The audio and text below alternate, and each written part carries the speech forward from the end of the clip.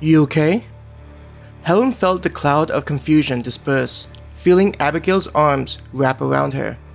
It was welcoming to have her closest friend back and not worrying about whether Abigail would ever recover from whatever happened, having made dealing with the lost time in her mind bearable.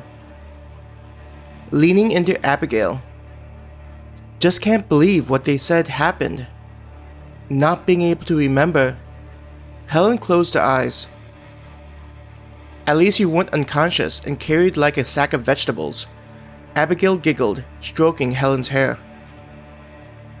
Opening her eyes, Helen looked at the stone hallway they were still in. She saw the others making out plans using the small tablets. Some of them were carrying the cold blades they found dropped from the lizard monsters earlier. One of them broke off from the group and made their way over to where Helen and Abigail were leaning against the wall. They were carrying several bladed weapons, a pensive smile on their face before it was replaced with a smile. "What's up with the swords?" Helen left Abigail's arms, resting her back against the stone. When Katharina reached them, she took one of the weapons and handed it to Helen. Grabbing the sword, she grunted with the effort, feeling the weight. "This thing is heavy." Helen grabbed the hilt while holding the scabbard. Putting in some effort, the blade was slowly revealed, glinting from the torches in the hallway. "Careful, the edge is sharp." Katharina stepped forward, her hands jerked forward before going behind her back. Sliding the blade back in, Helen turned her attention to Katharina. "Why did you give this to me?" Pressing her lips together, her eyes darted in the direction of their supply bags. Returning her eyes to Helen. "After you were hit, the battle continued longer than expected." Sighing. "We've used up a lot of ammunition brought over from the other side." Helen felt goosebumps crawling up her arms, resting the sword on her shoulder. "But none of us have training in using swords. How are we supposed to?" "At some point, the ammo will run out." Pausing as if finding the idea distasteful, "Katya has offered to help us get used to handling these things." A throaty chuckle was heard behind Katharina. "I'm in a difficult position, just as all of you are, so there's a reason for me to help you all survive." Katya emerged from behind Katharina. Her suit looked the same, though it felt dangerous compared to previously.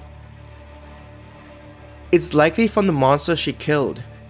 It feels like death is following her," Helen thought. Just like all the others, Katya had removed her helmet. Lifting her hand to brush back her raven hair behind her left ear, she grinned upon seeing Helen. "Girl, glad to see you awake again. The two of you seem to have a propensity to lose consciousness." Katya grinned at Abigail. Helen didn't answer, not enjoying the prospect of being unconscious for long periods, especially not remembering what happened. She looked down at the stone floor. A part of her wished everything was a bad dream. Even being back in the community amongst everyone would be preferable. "Don't let it get to you. This likely won't be the last time." Katya placed a hand on Helen's head.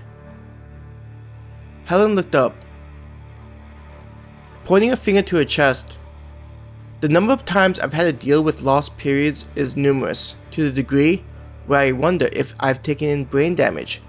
Katya laughed in the uncaring way typical of her. As though a switch was flipped, her expression turned grave. "This is not the place to be chained to the past." Looking down the corridor, "I feel those lizards are the least of our worries. All of us are going to need to adapt quickly." Lifting her forearm, Katya made the blade appear. "That bad?" Helen couldn't help herself. Katya nodded. "Bella agrees with my assessment.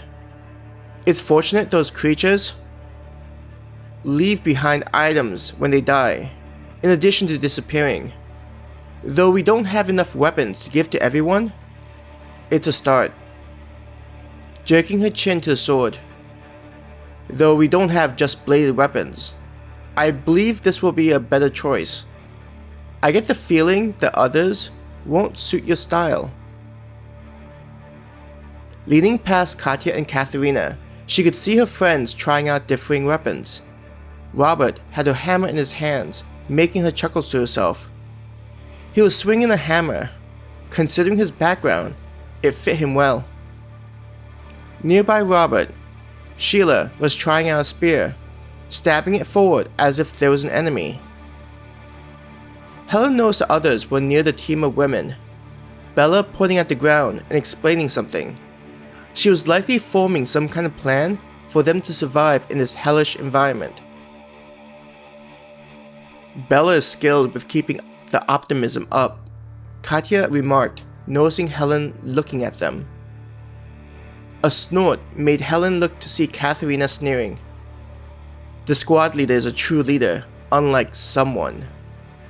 If it wasn't for Bella being able to organize everyone, I'm sure you'd have been overwhelmed by the enemy, no matter how good you are. Her shoulders were squared as if challenging Katya to say anything more about her leader. Grinning at Katharina's attitude, Katya held up a hand. Not putting down your dear leader. I do not have the same skills she does. The ability to keep morale up. Shrugging. An occupational hazard in my line of work. Not being able to argue with Katya's words, Katharina deflated a little. It's true that our current position is a precarious one, not knowing whether more of those things would come. Katya shook her head, making Katharina raise an eyebrow, pointing at the torches. Those things lit up the moment we defeated those lizards. It makes me think this place has some rules it has to follow, like a game. Redirecting her finger to the location where the portal was. I'm guessing our travel method dumped us in an area we weren't meant to reach, hence why the lights were off. The defeat of the lizards probably needed to occur further in. Furrowing her brows, trying to understand what Katya was saying, Katharina began to open her mouth. It means we need to be heading in the direction the lizards were coming from. Katya sighed when she didn't get the reaction she was hoping for. If this area was an area not meant for us to activate, then if we go in reverse order, then we'll be able to find the entrance.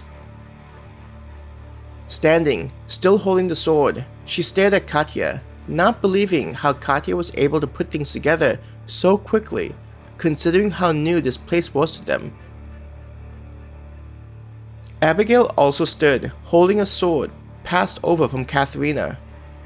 Her face wasn't as shocked, considering the lack of time spent with Katya, still thinking of her as the woman that followed them to Pentasoft.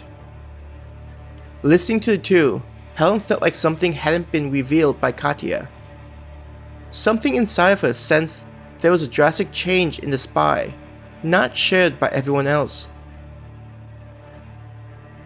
Noticed, huh? Katya laughed, seeing Helen studying her so intensely. Helen remained silent, not knowing what to say or do to the woman's teasing. Katya tilted her head back towards Bella. I've already told our dear leader, which is the reason why I was able to convince her to have people transition away from the guns. Continuing to look at Katya, Helen braced herself. When I was fighting off those creatures, I started to feel myself change. Even though I continued to slice those things, I was able to keep going. It wasn't until I saw the items they were dropping that I started to form a theory. I confirmed it when I talked to Bella. Katya's eyes narrowed, suspicious about her experience. Turning to Katharina, she asked, "How do you feel now, compared to before entering the portal?"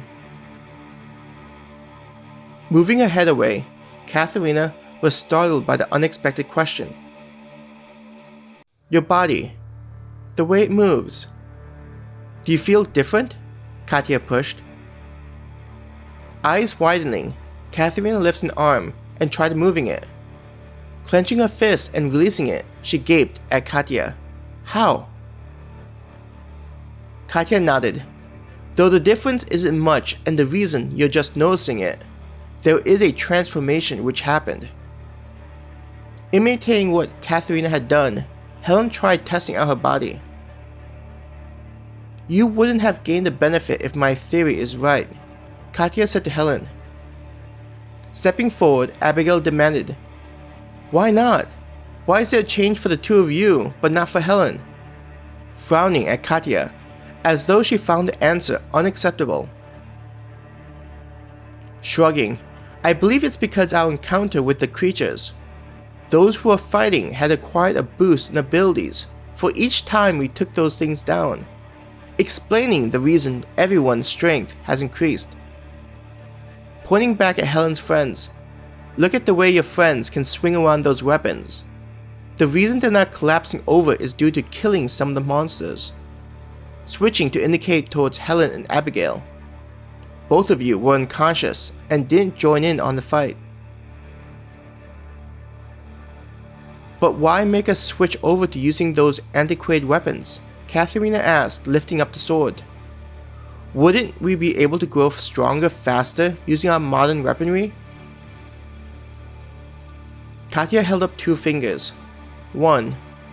We only have a limited amount of ammunition, so we should allocate the resources to those who don't have a weapon yet. Lowering her middle finger so only her index finger was up. The important reason is based on my experience. I believe using a cold weapon, gaining more from each kill, compared to using a firearm. It all clicked together hearing Katya's words. Though no one aside from her had experienced such things, it strangely made sense. Katharina and Abigail were nodding their heads in comprehension, feeling as though Katya's words carried weight.